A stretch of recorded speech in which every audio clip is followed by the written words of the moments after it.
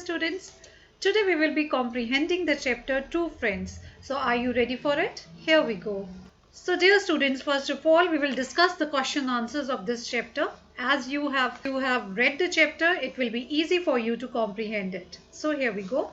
First question is, who were the four friends and where did they live? So the answer of this question is, the four friends were namely a sparrow, a deer, a mouse and a turtle. And they lived together in a forest. Yes, if you remember the story, they lived together in a forest and there were four friends, one sparrow, a deer, a mouse and a turtle. Now let's move on to the second question. Okay, the second question is, how did the sparrow, the deer and the mouse save themselves from the hunter? So how did they save themselves? They immediately thought of a plan and they tried to escape from there. They tried to run wherever they could. But as the turtle was very slow, he could not run fast. So here we will write the answer like this. The sparrow flew away to the highest branches of the neighboring tree. The deer ran away to the nearby bushes and the mouse hid himself in a small hole at the foot of a nearby tree. Okay, as they had asked us about these three animals, we will only write about them. The third question is, why was the turtle caught by the hunter? So why was he caught by the hunter only? Because the turtle was very slow. So we will write it like this. The turtle was caught by the hunter because he could not walk quickly. So he was caught. Let's see the next question. Why was the hunter happy on seeing the dead deer? So why was the hunter happy on seeing a dead deer? So here is the answer. The hunter was happy on seeing the dead deer because he thought he could take back a big animal instead of a small turtle. In fact, he was very happy because he had a big deer in place of a turtle. So he thought that he will get a huge amount of food. So that's why he was very happy. What did the mouse do to save the turtle? So what was the role of the mouse to save the turtle? So if you remember, what did the mouse do? The mouse cut the net. So here we will write it like this. The mouse quickly went towards the turtle, cut the net with his sharp teeth and freed the turtle. Okay. Now let's see the next question. So we were having only 5 question and answers. Now we will be discussing the next exercise, that is exercise C. On the basis of your reading of the story, write the characteristics of the four friends and complete the following table. Now we have to tell the characteristics of the four friends. So if you remember in the story, what was the role of a sparrow? If you remember, she was very clever and she came up with an idea. So her characteristic was she was very clever. And she was also affectionate towards her friends. So another characteristic is affectionate too. Then if we'll see that she was very fearless. She was not afraid of the hunter and she thought immediately of a plan. So she was also a fearless creature. Okay. Now let's see the mouse. So if we can see here, the mouse was really talented because he had the ability to cut the net and get his friend through. As the mouse was courageous. The mouse was courageous. He immediately went and cut down the net. He was not afraid of the hunter, right? And then another characteristic of the mouse was he was very fast. That's why he ran very fastly and did work. Now let's see the next one, turtle. Turtle is a slow animal as we know, and in the story also the turtle was very slow. He was the troubled one because he had to face the problem because he was very slow. And he was also scared of the hunter because he was caught in the net. Now let's see the characteristics of the deer. The deer was really smart as they thought of the plan together, the sparrow and the deer, and he also acted accordingly. He was also brave because he went in front of the hunter. He was very fast and went in front of the hunter and laid down over there, risking his life. So he was very brave too. And he was very caring. He was caring for his friends. So here the characteristics of the deer that we have written are smart, brave and caring. Now let's move on to the language structure. In the language structure we are having spellings. So we will find out which spellings are the correct one and which are the wrong one. Now what you have to do in it, encircle the words which are spelled correctly. You have to encircle the words which are spelled correctly and leave the one that are not correct. Okay. In the first spelling, we are having the word swimming. Here you can see that I have circled the word SWMMING, swimming. Why? Because if you will see that the word basically is swim, and if we add ing to it, it becomes swimming. And why the spelling of swimming is not SWIMING? Because there is a logic behind it. Of a word ends with the CVC. CVC means consonant, vowel and consonant. If the arrangement of the words in the end is consonant, vowel and consonant, if you remember what are consonants and what are vowels?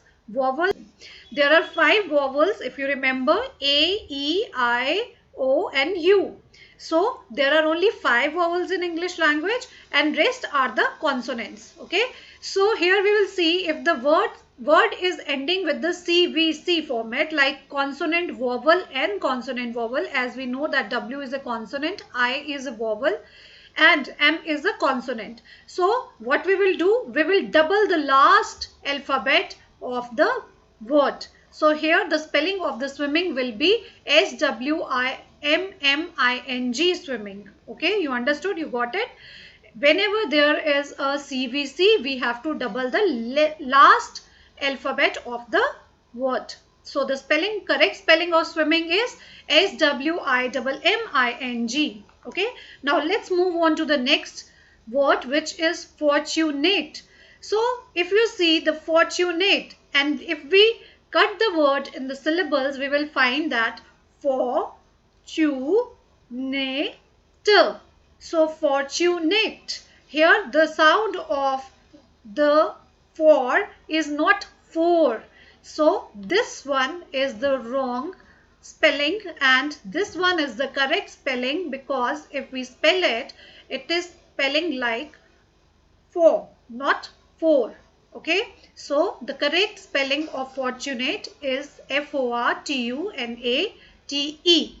Now let's move on to the next word, which is branches. So if we see the word very carefully, here the spelling of the branches is given as BRANCHHES. While if we spell the word branch, it is BRANCH, branch. So here we cannot listen to the another H in the word. Can you? No. So the spelling of branch is BRANCH. And if you remember the rules of plurals, you will recall that if we are having a CH in the end of a word, we add ES in spite of S to it. So the correct spelling of branches will be BRANCHES.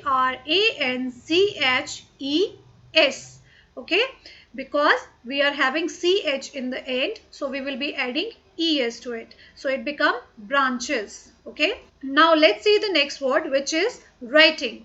If you remember, in writing, the base word is write. Okay. So in the word write, we are having a E in the end. And if you remember, whenever there is a E vowel in the end, what we do?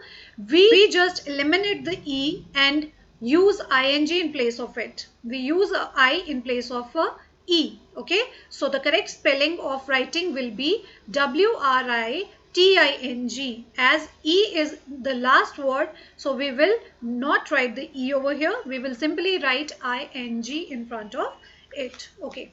Now let's move to the next word, which is 80. So in the spelling of 80, what is the spelling?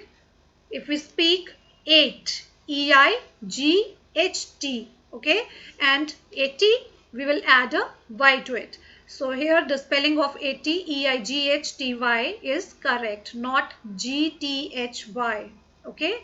You can spell the word and you can see it yourself. 80. Okay. So the spelling in 8, EIGHT, comes collectively. Okay. Like in light, 8. And similarly, GHT comes together in it. So let's see the next word, which is weather. Now if you spell the word where and there. So here the vowel, double vowel sound is over here. If you can hear it properly, here you can hear the double vowel sound a. So weather. So the spelling of weather will be W-E-A-T-H-E-R, weather. Okay.